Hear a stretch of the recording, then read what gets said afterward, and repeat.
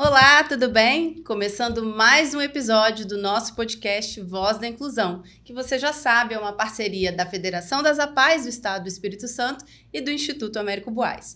Eu estou aqui ao lado de Wanderson Gaburo, meu parceiro aqui na apresentação, e nós vamos conduzir esse bate-papo sobre diversos assuntos mega interessantes para vocês. O de hoje, especificamente, vai ser sobre autismo, múltiplas dimensões, diagnóstico tardio, escuta e outros olhares. E para enriquecer o nosso bate-papo, nós trouxemos aqui Rômulo Porto. Ele é muitas coisas também, tá? Então, vou ler o currículo dele. Ele é fonoaudiólogo, analista do comportamento, especialista em neuropsicologia, tem 15 anos de experiência em desenvolvimento infantil. Além de tudo, ele fundou um instituto, que é o Instituto Inclua, e recentemente lançou um livro, Fragmento de Vozes. Seja muito bem-vindo, Rômulo. Obrigado, boa tarde, Wanderson, boa tarde. Prazer enorme estar aqui com vocês para contar um pouquinho sobre o autismo, sobre a minha história. Falar sobre autismo tem que se fazer necessário em todos os lugares que a gente vai.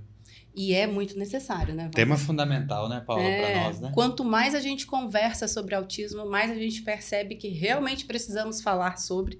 E agora eu vou dar um recadinho antes da gente passar para a entrevista com o nosso convidado, para você não perder o nosso conteúdo, que está todo disponível lá no YouTube da Federação das APAES, no Instagram APAES e também do Instituto Américo Buarque, além de, claro, no site da Federação, que é apaes.org.br, e no jornal online Folha Vitória. Muitos lugares para ver, Muitos lugares. Você não pode perder o nosso conteúdo, que está demais. Muito bom, Paula, estar contigo novamente. Rômulo, obrigado por ter aceitado o nosso convite para a gente debater um tema tão fundamental, né? A gente tem falado muito sobre autismo, então sejam todos bem-vindos aí para nos acompanhar mais uma vez. Por mais que a gente fale, acho que o autismo tem ganhado cada vez mais relevância, a gente tem falado cada vez mais. Mas eu acho que o título do nosso bate-papo ajuda a explicar um pouco, né? São tantas dimensões quando a gente fala do transtorno do espectro autista que a gente precisaria talvez do dia inteiro aqui para falar de todas elas. Vamos buscar vários episódios. Vamos buscar algumas que eu acho que são importantes, a gente falar um pouco do diagnóstico tardio, a gente falar um pouco da questão da escuta, para chegar no teu livro, que eu sei que tá muito, muito bacana. Então eu queria primeiro te agradecer pela presença, que você falasse um pouquinho aí da tua trajetória profissional, da tua trajetória de vida. Sei que você tem uma experiência importante também com o diagnóstico tardio. Então, seja bem-vindo, que você falasse um pouquinho dessa tua trajetória, né? Eu falo que a gente não tem currículo, a gente tem trajetória, vivência. De vida, a gente tem história. Conta um pouquinho pra gente dessa tua vivência. Sim, eu comecei lá atrás, né? Eu sou da turma de 2010, aqui da UVV. Formei e voltei pro interior.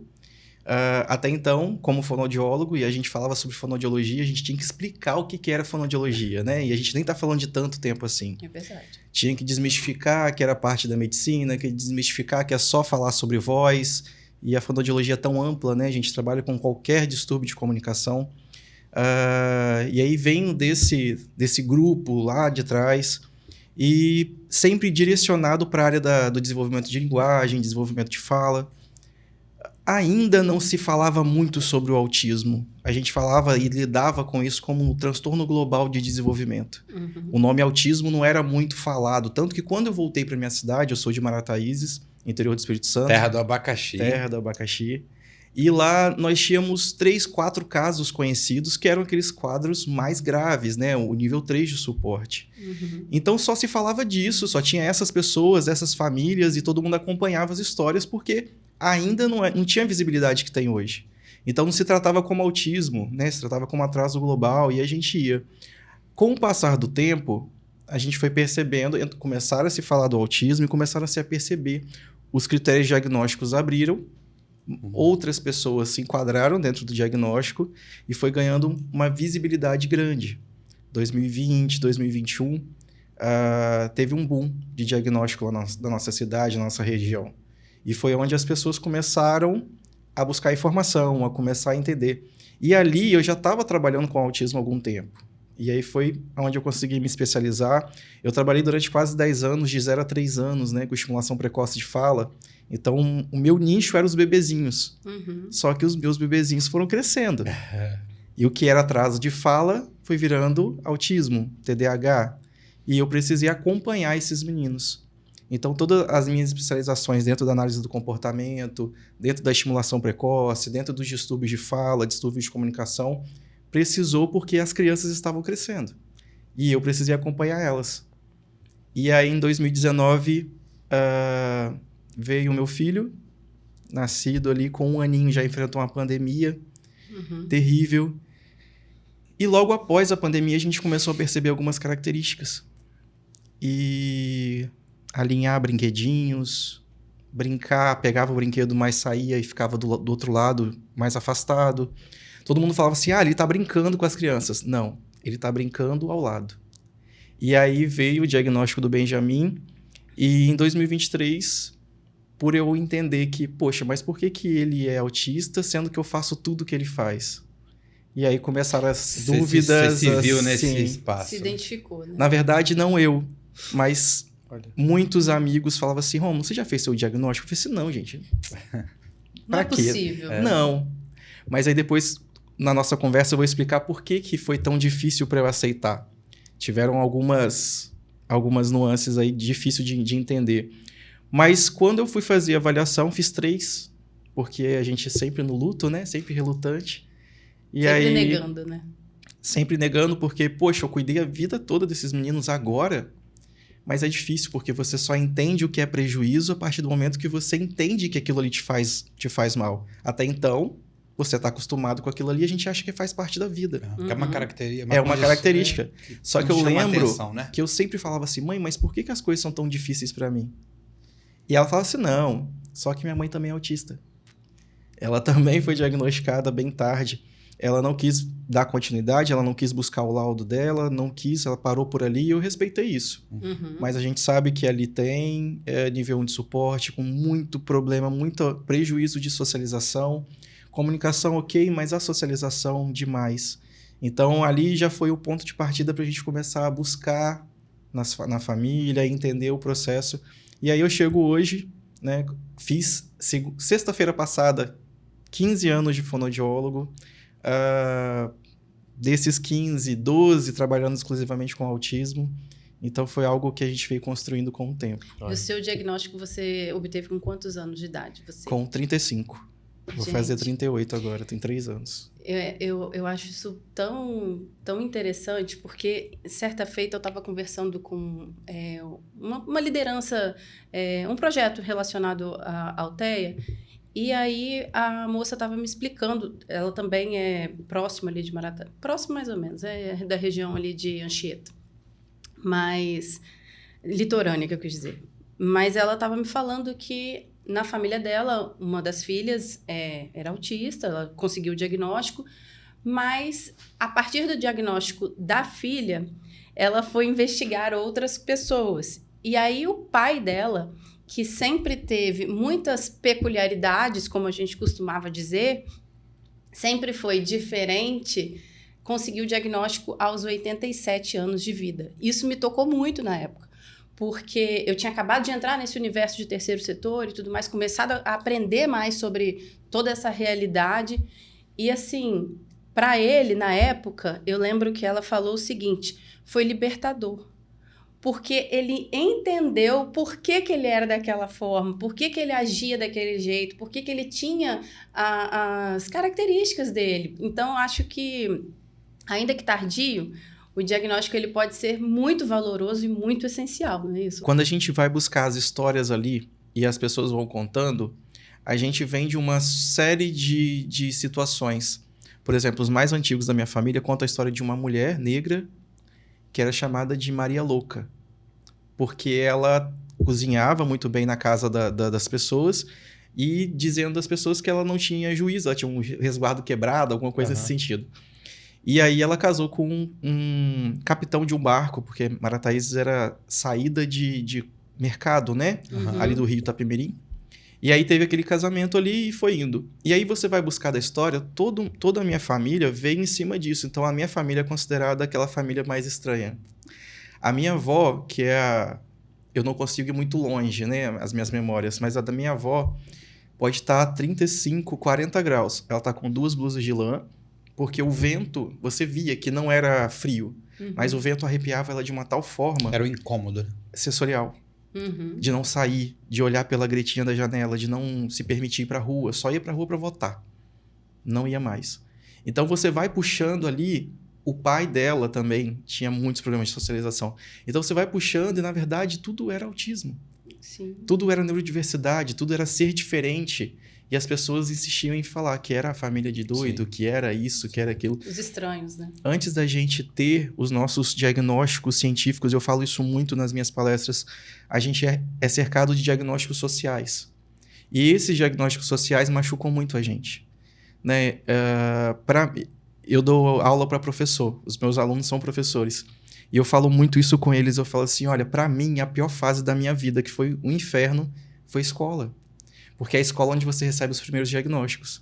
Estranho, esquisito e milhões de outros que não cabem né? aqui. Não são diagnósticos. Bicho grilo, né? Isso, Tem os umas... primeiros São diagnósticos rótulos. sociais porque até então eles tentam explicar o seu comportamento através entendi. de um olhar deles. Então eles já te carregam ali. Que seja estigmatizado, que seja preconceituoso, mas é uma leitura. É uma leitura totalmente equivocada, porque o autismo ele transmite muito do comportamento, da linguagem que ele consegue transmitir, só que por trás tem toda uma história, tem todo um contexto que a gente não consegue nem sequer explicar. E aí, Roma, você falando desse diagnóstico social, né, que a gente está traduzindo para o bullying, para o preconceito, que é isso, né? Tentam caracterizar aquele comportamento e vai criando apelidos, né? E destacando um pouquinho isso, a quantidade de pessoas que passaram sem diagnóstico, né? E a qualidade hoje que nós temos de informação, embora, claro, a gente precise continuar divulgando, mas nós temos hoje uma qualidade de informação, nós temos uma qualidade, um aumento nos diagnósticos, uma ampliação do espectro. Eu acho que explica um pouquinho também esse aumento do número de casos, né? Mas eu queria, puxar talvez o gancho inicial aí, assim. Quando a gente fala, então, de autismo, nós estamos falando de que, efetivamente? Quando fala da transtorno de espectro autista, o que efetivamente nós estamos falando? O autismo é um transtorno do neurodesenvolvimento, ou seja, qualquer alteração no desenvolvimento, ainda ali dentro, né, em útero, pode sim acontecer o autismo. Então, nós temos um transtorno do neurodesenvolvimento. E esse transtorno ele atinge principalmente as áreas de comunicação, interação social e de linguagem, ou seja, 3 áreas importantíssimas para o desenvolvimento de uma criança. E aí, quando você vai olhar uma criança, está ali ele com prejuízos gigantescos que o priva de desenvolver como outras pessoas. E aí a gente já entra no que é ser atípico. Atípico é aquilo que é tudo diferente do esperado. Então, uma criança que aprende de forma diferente já é considerada atípica. Por isso que eu costumo muito falar assim, essa definição sobre é um transtorno do neurodesenvolvimento e tal, a gente acha no Google. Mas na vida a gente consegue falar que o autismo é uma forma diferente de você enxergar, de você sentir e de você experimentar o mundo. É muito difícil você experimentar o mundo como as outras pessoas. São muito excesso de estímulos, né? Por exemplo, hoje eu consigo lidar com uma luz forte aqui. Então eu consigo focar em vocês. Mas há pouco tempo, imagina uma criança sem repertório nenhum, né, ainda com atraso de desenvolvimento, ter que coordenar entre algo que incomoda, entre uma atenção sustentada de uma conversa, é muito difícil. E aí, quando essa criança se coloca para poder interagir, fazer uma comunicação, conversar, responder, às vezes ele não está entendendo o que está acontecendo, porque ele não tem repertório ainda. Então, uma criança que fala assim, é muito comum isso a gente ouvir, não, mas ele parece que não gosta de ninguém. A sente frieza de forma igual. Essa interpretação equivocada eu sempre escutei. O autista, ele não sente. O autista, ele não tem sentimentos afetivos. Ele não vai conseguir construir relacionamento. Isso é o quê? É balela? Sente de forma igual. Às vezes até mais. Porque existem pessoas com hiperfoco em pessoas. Devido à rigidez cognitiva, devido a padrões repetitivos. Mas existem pessoas que sentem ainda mais. A dificuldade é entender o que é o sentimento. É saber o que está sentindo e isso significa sentir isso. Por exemplo, eu amo a minha mãe, mas a minha forma de demonstrar amor para ela é diferente, porque eu entendo que eu ajo nos meus nos meus atos, nos meus comportamentos, no meu sinal. Então, falar sobre algo é mais difícil, porque não é tão concreto. O sentimento é muito lúdico, é muito abstrato, você não consegue ser direto, sabe? Tudo que é muito imaginativo, tudo que é muito abstrato, tem uma dificuldade da gente conseguir interpretar. Por isso que sentimentos é tão difícil. Falar assim, isso é muito comum de vocês identificarem em autistas adultos. Pessoas que só conseguem se apegar a outras pessoas se conviverem durante muito tempo.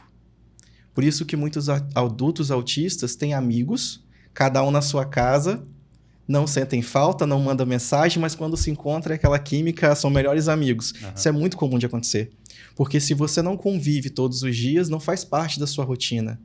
Por a gente ser muito rígido, entender que a gente precisa conviver sempre da mesma forma para poder criar esse laço e saber demonstrar a forma de sentir. Porque só falar é muito difícil. E aí eu acho. Complexidade, e aí, né, Paulo, nessa complexidade, né, Rômulo, isso explica um pouco o nosso desafio de ser atípico, de viver, ser uma pessoa com deficiência numa sociedade balizada no padrão, né? Que cobra um padrão de conduta, de comportamento, espera, né? A gente vê muitos lugares falando sobre o autismo, mas eu queria que fosse muito mais, muito mais. Os últimos dados do CDC, que é a última divulgação que a gente teve de estimativa, é 1 para 31. Uhum. Poxa, 1 para 31 já seria muito. Só que a gente não está contando subdiagnóstico em mulheres, que aí é muito difícil diagnosticar uma menina, principalmente antigamente. Por isso que hoje eu faço avaliação em adultos e a gente vê no meu consultório muito mais mulheres buscando diagnósticos do que homens. Porque as mulheres foram subdiagnosticadas. Uhum. Porque a menina quietinha, organizadinha, princesinha do papai, passa despercebido. E ainda tem esse estereótipo, né? De, não, menina é mais quietinha mesmo. Meu Deus, né? sim. Eu nunca segui isso, tá, gente? Eu sempre... Rom, só antes da gente aprofundar um pouquinho mais o diagnóstico tardio, eu queria puxar um gancho que eu achei interessante que você falou da tua experiência com o Benjamin. Quantos anos o Benjamin tá hoje? Tem 6. Fez pra agora já aproveitar e mandar um abração e um beijão aí pro Benjamin. Meu maior fã. Eu tenho, meu pequeno é o Henrico, tem 5 aninhos também. Paula também tá com... Com a Olivia vai fazer 1 aninho. Você falou de questões que te chamaram a atenção nele, né? Quais são, assim, os pontos de alerta que você como profissional, mas... aproveitando um pouco a nossa audiência também de pessoas, de pais ou de sociedade. Quer dizer, quais são os pontos de alerta para você ver numa criança, para identificar, olha, precisa de uma avaliação, precisa de um... Não só quais são, mas em que momento. Porque, por exemplo, a minha tem 1 ano. Os do Wanderson já estão crescidos, né? Nossa. Mas como é que a gente chega lá? Aquela história de que criança não se compara? Certo. Mentira. Criança precisa ser comparada sim. Olha, por isso que a gente tem os marcos, né? Por isso que a gente tem os marcos do desenvolvimento, que é para poder você comparar dentro. Você não precisa saber que a criança tem autismo ou não, mas você consegue identificar que ela tem um atraso e esse atraso é significativo de buscar uma avaliação. Isso. Certo. Perfeito. Eu falo muito que a fonoaudiologia ela é porta de entrada para o início do diagnóstico. Por quê? Porque existem muitas características que vão surgindo com o passar. Eu já tive pacientes de 8 meses que foram diagnosticados. Olha. Então, quando a gente fala de estimulação precoce, 3 anos já é muito tarde. Né? Imagina que 3 anos ali no ápice das janelas das podas neurais. Então, 3 anos é muito tarde. A gente já tem que começar muito cedo. E aí nós temos características muito clássicas a alinhar. Né? O meu filho, ele veio de um parto bem sofrido, ele nasceu de 8 meses, então ele já tinha características, já tinha sinais de alerta ali que poderiam sugerir alguma coisa. Ele tem uma tia, nível 3 de suporte, irmã da mãe, então também já era sugestivo de alguma coisa. Ele tem uma irmã com TDAH desatento, que também poderia sugerir alguma coisa. E aí, o Ben já veio. Eu já estava com o autismo no meu hiperfoco, sem mesmo saber se eu tinha hiperfoco ou não, porque meu diagnóstico não tinha vindo. E aí ele começou a brincar, e quando ele estava com mais ou menos 1 ano e 8 meses, ele começou a alinhar na minha frente, assim, um monte de bonequinho de Kinder Ovo. E eu não tinha percebido que ele só andava com um na mão. Ele só andava, ele só dormia com um. Ele colocava no cantinho da cama. Quando ele acordava, ele pegava o cantinho e ficava. Na hora de dormir, ele colocava no mesmo lugar, ele pegava. Era uma necessidade sensorial de apertar, de segurar, de ter algo na mão dele. E ali eu não sabia o que era, não percebia, né? E aí, quando ele começou a enfileirar, eu falei assim, meu Deus. E aí eu comecei... Foi aí o gatilho para você, do seu olhar, né? Porque é diferente. É diferente quando você vai cuidar de filho de outra pessoa, quando você vai isso. ver o seu ali. E aí eu falei assim, meu Deus, agora comigo, o que eu faço? Porque aí eu deixei de ser fono, eu esqueci sobre autismo e fui ser pai. Liguei pra mãe dele e falei assim, olha, Sara, o Ben já tá enfileirando. Ela falou assim, Romulo, ele também tá andando na ponta do pé. E aí a gente começou a ligar pontos. O Benja, no aniversário da minha sobrinha, todo mundo correndo e ele rodando pelo próprio eixo, entendendo que ele também estava brincando. Seletividade alimentar, dificuldade de comer coisas muito misturadas, ele comia sempre coisas separadinhas no prato. Não é uma criança que dá trabalho nenhum. O nível é nível 1 de suporte, mas o Benjamin foi falar inteligível, apesar do pai ser fono, ele foi falar com clareza com quase 5 anos. Então veio o atraso de fala, por isso que a fonoaudiologia é a porta de entrada. É a porta de entrada. Porque enquanto tá andando na ponta do pé, o luto, a negação da mãe fala assim, não, põe uma meia, o chão tá frio. Ah, ele tá tapando o ouvido. Não, mas fogos faz muito barulho. Então a mãe vai dando desculpas. A hora que vem um atraso de fala e o filho do vizinho, o filho do vizinho começou a falar. O outro filho mais velho falou mais cedo. Quando vem um atraso de fala, ela não consegue mais fugir. Chega no consultório e aí você vai olhar assim, e aí, o que tá acontecendo? Não, ele não fala. Aí você olha o menino tá cheio de estereotipia, rodando. Aí você fala, não, mas ele só não fala. É só isso que te preocupa? É só isso que tá te incomodando? Vamos entender por que ele não fala. Aí vai fazer a investigação, vai entender todo o contexto, vai entender que não são somente ali o atraso de fala, é uma criança que só chora, que não tem sono adequado, que não come direito, que não aceita o toque, que desregula facilmente, né? Sai do eixo, chora bastante. É um choro que não se controla com abraço, não se controla cedendo algo, é uma crise sensorial. E aí você vai ver, aí ela fala, não, mas eu também passei por isso. Não, mas o pai dele também falou com 7 anos. E aí a gente começa a ter um contexto. Buscando as informações. E aí chega no processo de avaliação que é super doloroso para a família. E assim, como é que a gente... Desculpa, Wanderson, mas... Como lidar com esse luto da família? Nesse momento de diagnóstico. É o que eu ia falar um pouco dessa negação, né? Se você vê isso com frequência. Todo processo de diagnóstico sofre um luto. Porque até você passou por um. Todo processo de diagnóstico tem um luto. O luto, ele faz parte da vida humana. Por exemplo, seu time de futebol perdeu, você entrou em luto. Você terminou um relacionamento, entrou em luto. O luto é a sensação de perda. E quando você recebe um diagnóstico, você também tem a sensação de perda. Porque você idealiza um filho muito antes. Você sabia que tem um estudo na UVV, se eu não me engano, de 2000 e agora recente. Mas eles falam que meninas já sonham com um filho a partir dos 12 anos de idade. Ou seja, lá atrás ela já sabia o nome da criança, como ele poderia ser, já queria que o menino tivesse olho azul, olho castanho, loirinho, moreninho. Então a mulher ela já idealiza, né? Já idealizou. Sim, já é da mãe. E aí quando vem a informação, tô grávida, é essa criança que ela constrói. Sim. Quando ela recebe o diagnóstico, aquela criança que ela idealizou morreu. Por isso é o luto. E todos os sonhos e as expectativas e perspectivas. Acabou. Eu tinha um chapéu que eu comprei de... Eu sempre falo disso. Um chapéu de tipo pelúcia, com as orelhas do cachorro, gigante. Meu filho nasceu em julho. Eu falei assim, não, vai estar chovendo. Marataízes, muito vento. Benjamin colocou ele com um aninho.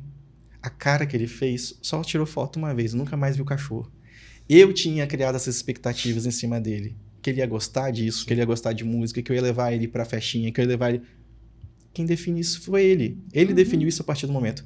Só que aí eu precisei passar pelo luto.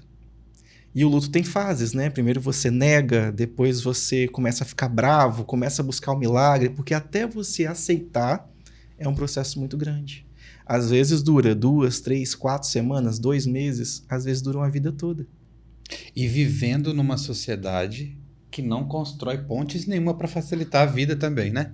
Assim, Nós não somos um país inclusivo, não. Não, então assim... Tentativa de inclusão. Ao mesmo tempo, eu imagino, né, Rômulo, que essa família está vivenciando essa experiência dolorosa, né?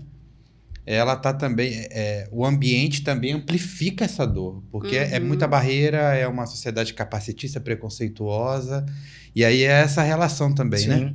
A gente tem muitas esferas, né? Não dá para você falar que é só o autismo. Não. A gente tem a barreira social, a gente tem a barreira da sexualidade, da religião.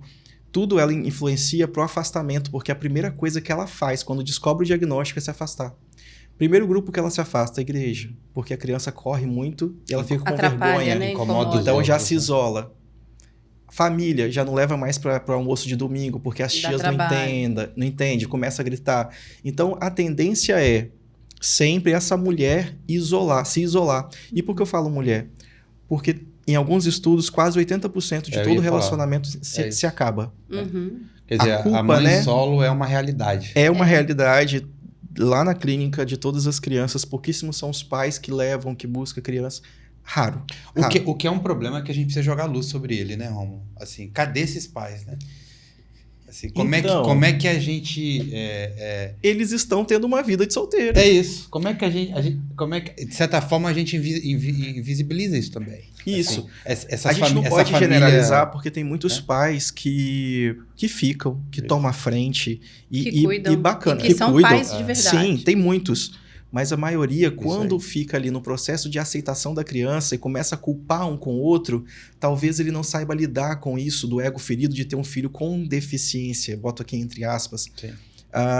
E aí vem o peso de, não, é melhor rejeitar do que aceitar e tomar conta. E aí esse cara sai de jogo e fica uma mãe. Provavelmente sem emprego, provavelmente sem renda, com um filho emocionalmente totalmente destruída, é a realidade isolada. Que a gente tem vivenciado nas APAES, né? As mães cansadas, abaladas, emocionalmente destruídas, né? Sem rede de apoio, muitas vezes. Total. E é por isso que as nossas instituições fazem tanta diferença.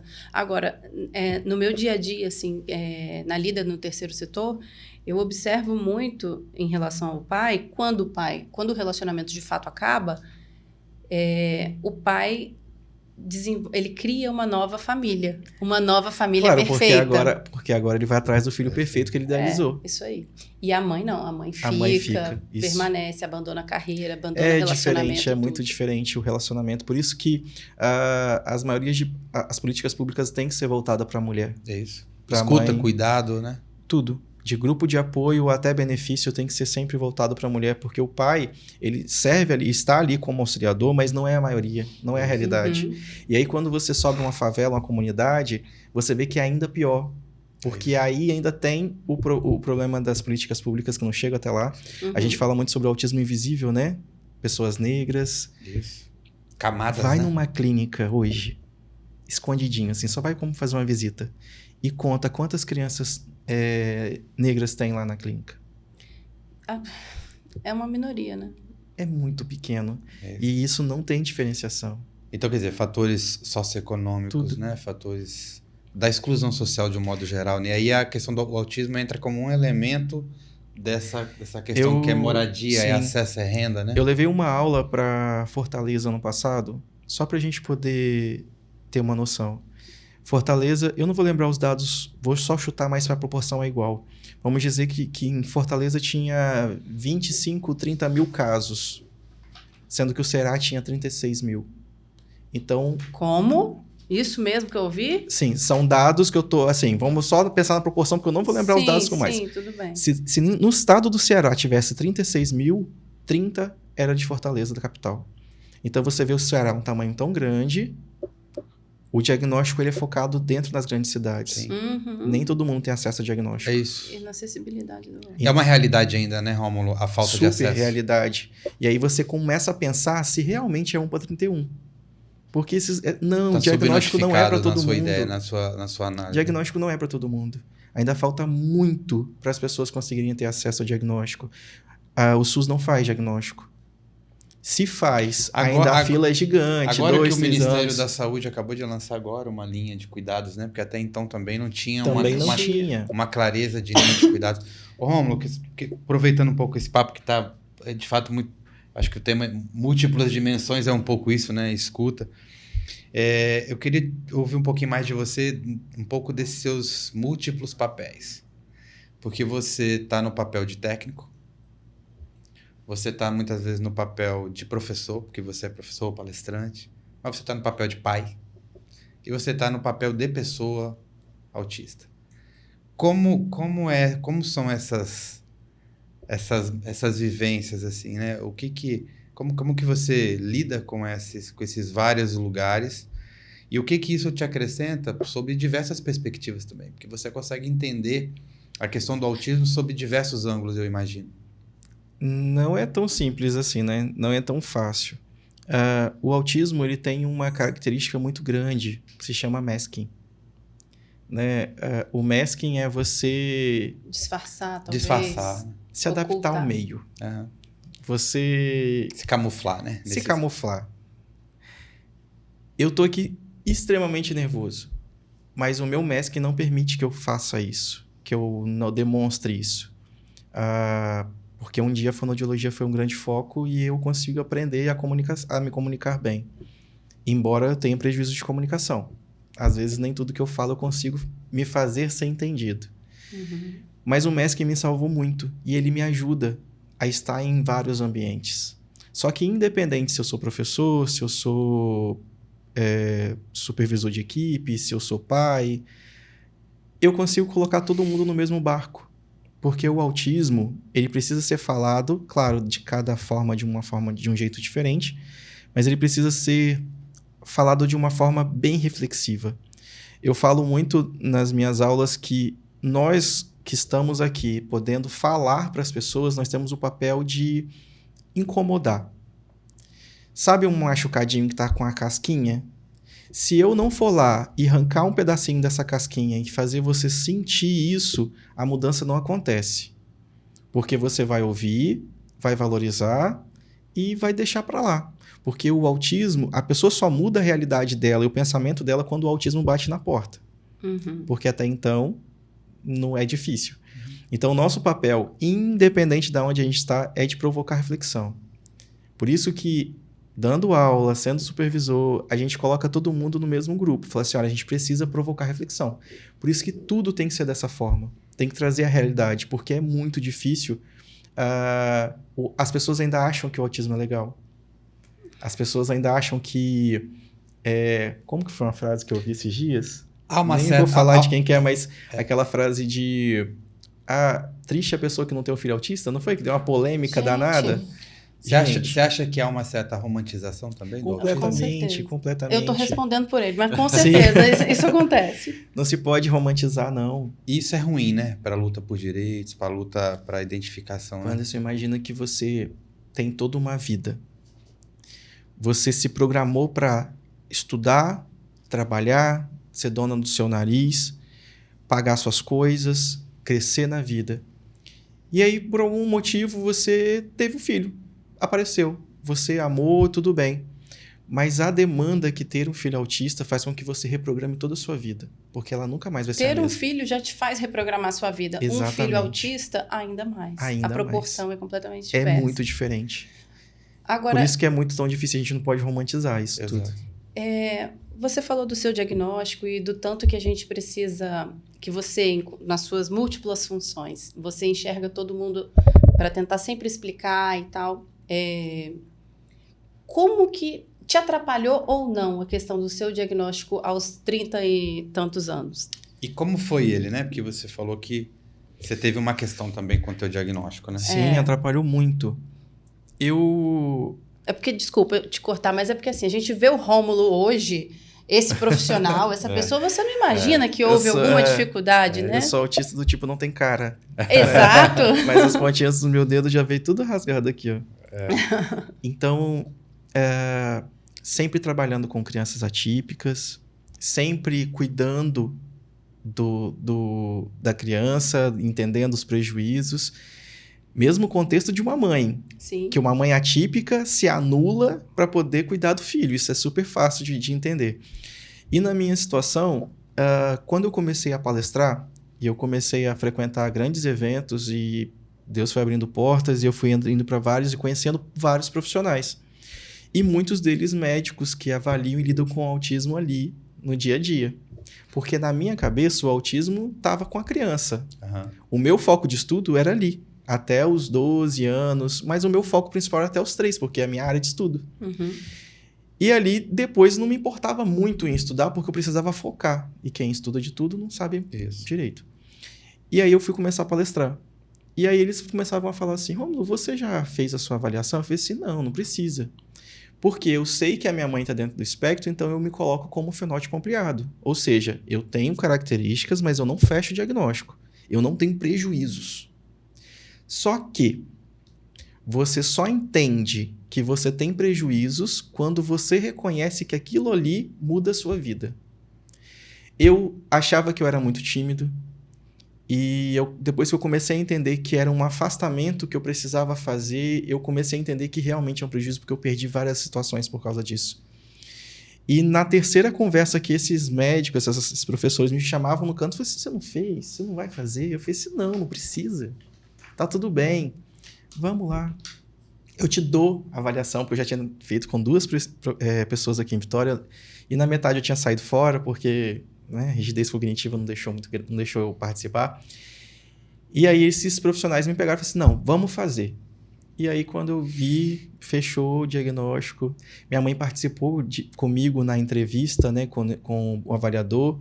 E aí numa das perguntas, o avaliador perguntou assim, mas o Rômulo andou na ponta do pé? Aí eu, não. Não, mas ele andou até os 7 anos. Eu falei assim, poxa mãe. Então... coisas que vão acontecendo e eu não sabia. Sim, você não tem essa memória. Que fazia parte da tua vida. E para ela não fazia sentido também, porque ela não tinha essas informações. Sim. Sim. E aí a gente foi desenhando um quadro de uma criança com seletividade alimentar, com mutismo seletivo. Eu fui falar fora de casa depois dos 5, 6 anos, de andar na ponta do pé, com hipoflexibilidade articular. Com todas as minhas fotos, eu não conseguia ter contato visual. Eu usava um chapéuzinho porque o meu olho... A minha sobrancelha parece de bravo, assim, não é luz. Então, era enjoos frequentes. Eu era internado até os 6 anos de idade, porque a minha mãe tentava justificar, porque foi um episódio que meu pai me deu um pedaço de queijo da roça lá quando eu tinha 2 anos de idade. Mas até os 6 anos. Ou seja, eu comia coisas que me faziam mal. Depois disso, eu já fiz 2 cirurgias de reparação de estômago. Então, assim, uma série de coisas que me traz hoje aqui. Os sinais estavam todos ali, né? A gente só não sabia interpretar. Se você fosse olhar hoje, né, à luz do tempo atual. E aí, quando veio o meu diagnóstico, eu não quis contar para ninguém. Porque eu já era professor, já estava palestrando. Olha. Eu não queria que as pessoas soubessem... E te olhassem diferente. E achassem que o que eu estava falando era para comprovar aquilo que... É como se eu tivesse que validar aquilo que eu estava falando. Entendi. E eu não queria. E aí eu estava atendendo algumas crianças ainda lá na minha cidade. E eu contei para minha supervisora, porque eu estava dando muitas crises. Estava se aproximando o final do ano, eu precisava entregar relatório, dar conta de criança, eu tinha uma agenda de quase 10 atendimentos por dia. E eu não estava conseguindo, porque eu tinha acabado de receber a notícia. E eu administrando aquilo tudo, administrando, eu tive que chamar com a minha supervisora e falei assim, olha, falar do diagnóstico tardinho é difícil porque a gente revive tudo, né? Isso. E aí eu falando com ela, eu falei assim, olha, eu preciso de alguém para me ajudar. Eu acabei de receber o diagnóstico, não queria contar para ninguém, ainda estava no processo de entendimento do que estava acontecendo. E aí ela foi o meu processo, que era só meu. Uhum. Era só eu que precisava ter entendido tudo. E ela contou para alguém. Que contou para alguém. Que contou para outro alguém. Que contou para outro alguém. E a mãe de um paciente que estava na recepção ouviu. E quando eu fui entregar o filho dela, ela estava sentadinha assim, eu entreguei ele 3 horas da tarde. Meu último horário é às 6. E ela falou assim, Rômulo, eu posso conversar com você? Eu falei, pode. Vai atender, eu vou te esperar. Eu falei assim, meu Deus, o que eu fiz, né? E toda hora que eu ia entregar uma criança, eu olhava ela sentadinha lá no canto. E foram passando os momentos, as horas, e aí quando chegou no momento de eu ir embora, eu fui conversar com ela. E aí ela... Ela te esperou por 3 horas. Esperou. E ela me segurou no braço assim, ela falou assim, Rômulo, você é autista? Foi a primeira vez que alguém me perguntou isso, porque até então eu não sabia responder. Uhum. Eu tinha recebido o diagnóstico, mas eu ainda não tinha internalizado isso. E aí eu falei com ela, eu falei assim, sou. E aí ela começou a chorar. Ela começou a me chacoalhejar tanto, me balançava. Ela falou assim, Rômulo, então tem jeito. Tem jeito pro meu filho. E aí ela começou a me sacolejar e todo mundo na recepção começou a me olhar e eu desesperado, sem saber o que estava acontecendo. E ela começou a me balançar. E ali eu entendi que o meu trabalho se fazia parte desse processo. Necessário. Porque a minha vida, a minha história de vida como pessoa autista e chegar aonde eu cheguei, e ainda com um caminho gigante ainda para seguir, trazia conforto, porque quando você trabalha com crianças autistas, o que você tem de mais importante para levar para a família é a esperança. Esperança da criança falar, esperança da criança comer, esperança da criança parar de bater a cabeça no chão. Então você precisa trazer essa esperança, e essa esperança vinha quando eu falava do meu diagnóstico. Olha. E aí foi aonde eu entendi que eu poderia ter essa liberdade de falar com as pessoas, mas que não foi fácil. Eu passei por todas as lutas, por todas as confusões, eu fui explodir. Todos os conflitos internos. Todos, porque eu fui peguei as minhas fotos, eu era cópia de todos os meus primos, a foto do meu primo fazendo assim, eu olhando para ele fazendo igual. Todas as fotos eram cópia, porque aí vem o masking, a gente consegue entender. Né? Então você é cópia. Você camufla no ambiente, né? Anderson, você não tem nem a sua personalidade formada. Porque você não sabe se você gosta de pagode, porque você ia para um showzinho de pagode para poder agradar outras pessoas. Isso aí. Porque a nossa vida é um roteiro. Uhum. Se eu não te agradar, eu vou perder a sua amizade. Sim. Então eu me anulo. Você se ajusta. E aos 35 anos eu comecei a pensar e repensar de tudo, se eu gostava ou não. Se eu queria ou não. Nossa, que processo. É muito difícil. Por isso que quando fala que é libertador, é a forma com que você conduz te liberta. Uhum. Mas é muito difícil. Agora é um processo, né? Você, pegando um pouco a tua vivência, que rica, né? Te ouvir um pouco essa história. É mais prejudicial o diagnóstico tardio? Porque a gente imagina que, até pelo tempo cerebral, quanto mais cedo receber o diagnóstico, sim, com esse avanço que a gente tem tido de políticas, enfim, talvez não... Você acha que a gente vai ter menos casos de diagnóstico adulto ou não? Não, a tendência é crescer mais. É crescer, e são espaços como esse, são as pessoas que vão ouvir a gente, que vai buscar informação. Porque, imagina, as minhas palestras, elas contam a minha história, né? A criança que eu fui. Porque quando você fala da criança que você foi... Não, peraí, mas eu também fui assim. Uhum. Não, conecta, né? A quantidade de mães que vêm me abraçando, chorando no final e falam assim, Rômulo, eu vi o meu filho. Mas eu tô aqui assim, gente, o podcast inteiro, o nosso bate-papo inteiro, o Rômulo tá falando, eu tô lembrando de tantas situações, tantas vivências pessoais e assim, de pessoas com as quais eu convivi, sim, que eu fico me perguntando, claro que para você estar dentro de um espectro não é uma característica. Você é de Cachoeiro. Sou. Tem uma parte na minha palestra que eu falo o seguinte. Hoje eu lido... E isso dói muito para falar sobre isso. Hoje eu atendo e avalio adultos. Na minha clínica a gente tem psicólogos que fazem a parte de criança e eu faço com testes não restritos a avaliação de adultos. Tem uma médica que trabalha comigo. Uhum. O discurso é sempre o mesmo. Rômulo, eu não podia ser diferente. Por que eu não podia ser diferente? Mas no interior, gente. Deixa eu te falar por quê. Assim, é uma coisa horrorosa. Deixa eu te falar por quê. O último manicômio no Espírito Santo fechou em 2016. Nossa. Na minha cidade, qualquer pessoa que fosse diferente, as pessoas falavam assim, lá, vai pro Santa Isabel. Santa Isabel. O meu caso era Dalto Botelho. Vai pro Santa Isabel. Então, se você andava na rua com estereotipias ou na ponta do pé, Maria Thaís, existia um menino que andava com radinho, ouvindo, para baixo e para cima. Clássico autista, na ponta do pé. Cresceu e chamado de doido. É isso. Porque se ele... Diferente, e todo mundo falava assim, ó, lá vai pro Santa Isabel. E isso trouxe uma cultura de que você precisa esconder os seus prejuízos, esconder as suas estereotipias, esconder o seu nervosismo, esconder o seu contato. A pessoa precisa forçar o contato visual, porque se ela desviar o olhar, meu Deus, ela vai achar que eu não tô passando segurança. Isso dá um esgotamento, né? É uma construção cultural que te esgota completamente. E esse medo de ir pro Santa Isabel veio até agora, 2016, porque ainda tem paciente lá. Claro. E eu acho que isso diz muito também sobre que sociedade a gente ainda constrói, né? Por mais que a gente esteja lutando, quer dizer, o movimento apaiano faz isso há 60 anos no Estado, 70 anos no Brasil, falando de direito, falando de inclusão, falando de transformação social. Mas nós ainda temos muitas barreiras, né? Muitas. Assim, porque essa camuflagem, ela também é fruto de uma sociedade que ainda cobra o comportamento padronizado. Sim. Que ainda espera um comportamento padrão, né? Seja de Tudo dentro do vidrinho. de todo funcionalidade, mundo que tem comportamento né? diferente sai da caixinha. Né? E aí, muitas vezes, o diagnóstico é quase uma culpa, né? Porque a sociedade tenta culpabilizar os sujeitos pelas suas condições, né? Um pouco isso. Agora, Rômulo, você falou muito desse desafio e você passou... Eu queria puxar um pouquinho o gancho para uma questão que você abordou que eu acho muito...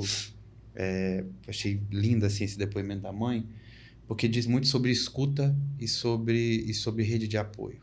Eu imagino que você vivenciou um pouco isso, mas você vivencia isso também nos atendimentos, né? Nós, das APAES, né, Paulo, criamos recentemente um programa chamado APAE Apoia, que é um programa de acolhimento e de assessoramento e de escuta das famílias que estão na fila de espera das APAES. Porque quem está em atendimento tem uma equipe técnica responsável, mas tem uma gama de pessoas que estão vivenciando esse espaço. Que estão naquele limbo que é ainda. a mãe, que é essa mãe que tá, né, destroçada emocionalmente muitas vezes, não tem dinheiro para pagar terapia, não tem acesso a Que é a grande política, parte, né? E a pai está na fila de espera, mas a gente, enquanto está na fila de espera, pode ficar 1 ano, 2, 5, 1 mês, né? Então a gente construiu um programa para escutar, assessorar e apoiar. E tem sido assim extraordinário ouvir o depoimento das mães que estão se sentindo acolhidas, poder compartilhar isso, né? O quanto essa questão da escuta dessas famílias e o quanto a rede de apoio faz diferença? Eu costumo falar que nós estamos vindo, a gente sempre caminhou nesse sentido de que a criança é o centro da terapia. Você, aba, Denver, aba naturalista, independente da abordagem. A criança sempre está no centro da terapia. Sim. E a partir dela, dos comportamentos dela, você vai interagindo, mudando, vai ganhando repertório, direcionando comportamentos que não são legais. Isso sempre foi dessa forma. Sim. A gente vai dentro e vai por um caminho paralelo a isso tudo e cria-se um novo movimento de que a criança não está no centro das terapias sozinha. Quem está no centro das terapias é a família. Porque se você não tem uma família junto dessa criança, que faça parte desse processo terapêutico, a criança não vai evoluir. Nós temos 3 tripés, né? O tripé que a gente fala, escola, família e clínica. Se qualquer um desses 3 se ausentar, cai. Não se desenvolve como deveria. Então, a gente tem ali, a criança sai do centro da terapia, a família inteira entra. Por que a família entra? Porque por mais que você consiga hoje dar uma qualidade terapêutica para sua criança, ainda assim não é suficiente. Você precisa saber em casa. Sim. Nós temos um projeto lá de capacitação dessas mães e transformar elas em aplicadoras aba. Entendi. Porque se essa mãe não entra junto com você, não vai. Uhum. E aí que tá. Falamos lá atrás sobre as fases do luto. A aceitação. Se essa mãe está ainda nesse processo de aceitação, não vai para frente. A conclusão disso tudo não vai ser legal. Uhum. Porque ela precisa aceitar. E quem é responsável por o aceite dessa mãe? Quem está conduzindo a criança. Com muita informação, com muito carinho, com muito acolhimento. Muito respeito. Então, o acolhimento é o que sustenta o vínculo entre família e clínica, entre família e APA, entre família e escola. Sim. É o acolhimento. Por isso que ele é tão importante. Por isso que quando a mãe chega, a gente sequer vai conduzir com a criança. A criança está ali brincando com um terapeuta e você está aqui com a família. Porque se ela não está sendo assistida, se ela não está sendo ouvida, não faz sentido você lidar só com a criança. Porque você ensina aqui, talvez ela faça algo diferente lá que atrapalhe tudo. Então o Instituto Inclua e outras clínicas que a gente vem conversando, ela muda um pouco essa abordagem de não só a criança, mas no centro das terapias, a família.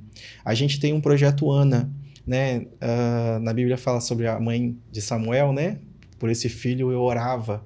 Se ela orava por esse filho, então esse filho foi o presente que ela teve, que ela ganhou, e ela precisa cuidar. Então esse entendimento de aceitação do diagnóstico, de um entendimento de que, é o meu filho, eu vou levar ele para casa, é esse aqui que eu tenho, então vamos junto. Porque sozinho elas não vão conseguir, dificilmente.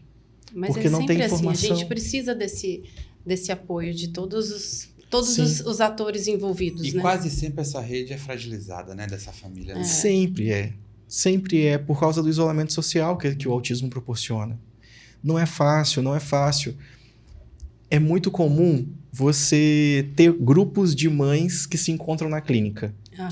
E essas mães, elas geralmente são proibidas de falar de autismo no grupo. E aí eu tava no Paraná mês passado e um amigo meu que tem uma clínica dele falou assim, olha que legal, eu recebi. Tinha umas 20 moças, tudo 20, 25 anos. Elas tacinha de gin, conversando, conseguindo gritando. ter um momento delas, né? Ele me mostrou o vídeo, elas tinham marcado uma confraternização de final de ano e deram um jeito nas crianças, cada um ficou com uma e elas saíram pra se divertir. Foi a noite delas. E aí você vê como que faz sentido, porque aquilo ali é como se ela tivesse resgatado as possibilidades dela de ser mulher. Isso. É o quem cuida de quem cuida, é o momento dela. É exatamente isso. Que faz toda a diferença. E aí a gente não pode só anular isso. Ela é uma mulher, ela tem a profissão dela, ela trabalhou. Então o autismo ele não pode dominar e destruir tudo isso. A gente precisa contornar e ajudar do jeito que a gente pode. Nem o autismo, nem nenhuma outra circunstância, nenhuma outra situação de outra deficiência, enfim. Agora, Paulo, nós estamos... Conduzindo para o final. E também... Mas não podemos deixar de falar. Eu vou chegar lá. Nós estamos chegando lá, mas... A gente precisa de outro episódio, tá, Romulo? Para continuar esse bate-papo com você. Olha, o papo tá maravilhoso. A gente muito tem bom. muitas coisas para falar, mas a gente queria puxar um pouquinho o que tá aí do teu lado. Né, Paulo? Dá uma levantadinha assim pra gente ver, ó, pessoal. Olha que graça. O livro cheio de conteúdo do Rômulo. Isso. Autismo, Fragmento de Vozes. Fragmento de Vozes. Queria que você falasse um pouquinho, Rômulo, que vozes são essas aí? Qual a ideia do livro e que vozes são essas que você quis apresentar com esse livro? Que eu sei que tá esgotado, hein, Paulo? Tá, esse aqui pra eu trazer pra mostrar pra vocês. Já foi difícil. Não, eu peguei de volta, eu dei de presente. Oh, meu Deus! E peguei de volta porque ele esgotou e a editora vai me entregar agora o novo lote. Né? Mas que vozes são essas, Rômulo, que você Autismo Fragmentos de Vozes foi escrito durante 2 anos, logo depois do meu diagnóstico. Não é um livro... Quer dizer, é um livro científico, mas não é um livro que você estuda. É um livro que a pessoa precisa ler após o recebimento do diagnóstico. Se você tem uma pessoa que recebeu o diagnóstico, presenteie ela, porque ela precisa ler. Fragmentos de Vozes é uma história de um centro de comunitário, onde um psicólogo convida pessoas para poder conversar. E aí nós temos alguns eixos, né? Nós temos a mãe que sonha que o filho um dia vai falar. Nós temos o pai que não sabe lidar com o diagnóstico do filho. Nós temos uma avó que precisou reinventar porque a filha agora é autista. E nós temos muitas nuances e histórias que acontecem, é um romance, e aonde eles entendem que são essas vozes que importam, de acolhimento, de entendimento do que é o autismo, os desafios. Eles entendem que sozinho é mais difícil, que eles precisam buscar apoio. Por muitas vezes, o livro acontece no meio do silêncio. E aí eles entendem que o silêncio também fala. O silêncio também traz muitas informações, o silêncio ensina muito. E às vezes a gente acha que a gente precisa gritar e falar, e às vezes a gente só precisa ouvir. A gente precisa trazer esse silêncio, a importância do silêncio. Por isso que Fragmentos de Vozes é um livro que traz muita esperança para essas famílias, sabe? É um romance que lida com o autismo na essência e na verdade, sabe? Porque são em primeira pessoa de cada história, de cada personagem, e aí eles vêm trazendo o que aconteceu, o que eles esperam, o que eles aprenderam. E isso ajuda muito na hora de você entender o que é o autismo, se empoderar sobre o autismo, porque uma família empoderada sobre o autismo transforma a vida do seu filho. E ao final ele consegue entender que o autismo ele é falado de várias formas. Não existe só um autismo. O meu autismo é diferente do meu filho, que é diferente da minha mãe, que é diferente de qualquer outra pessoa. Então falar que o autismo é só um, não dá certo. Por isso que existe a pluralidade, a palavra espectro, né? Milhões de formas, milhões de possibilidades de uma pessoa ser autista.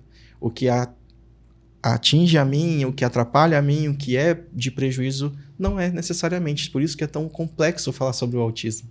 Cada um precisa entender. Não tem modelo, nenhuma receita de bolo. Nenhuma.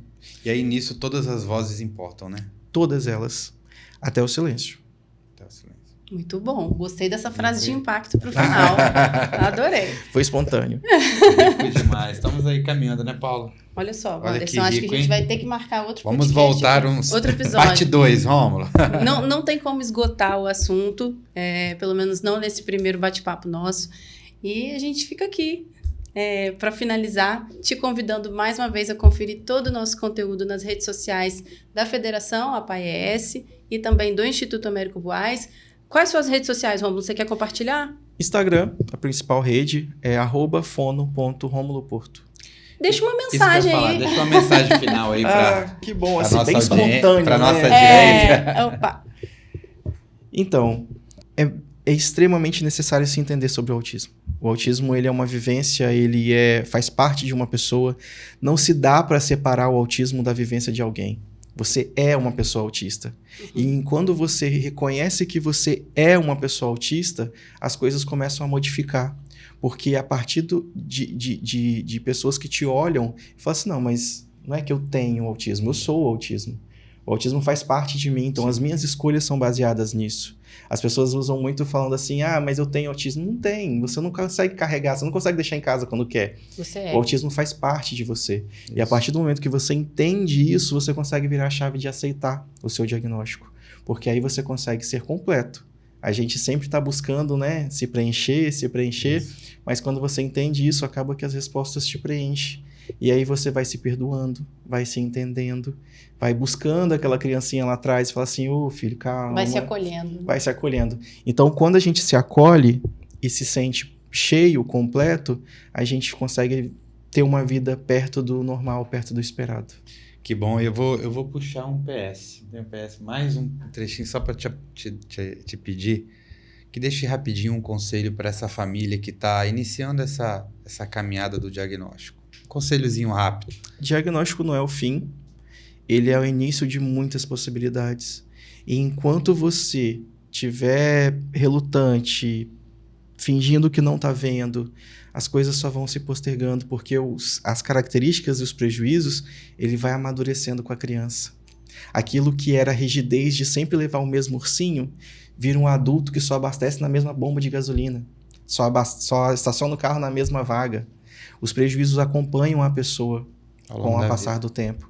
Então é melhor você olhar agora, intervir agora, entender melhor do que se trata e dar condições dessa criança, desse adolescente, seguir a vida da melhor forma possível. Maravilha, né, Paulo? Muito bom. Vamos fazer o 2, hein? Vamos fazer, já está na agenda. Obrigada, gente. Até o próximo. A gente se vê. Tchau, tchau. Tchau, tchau.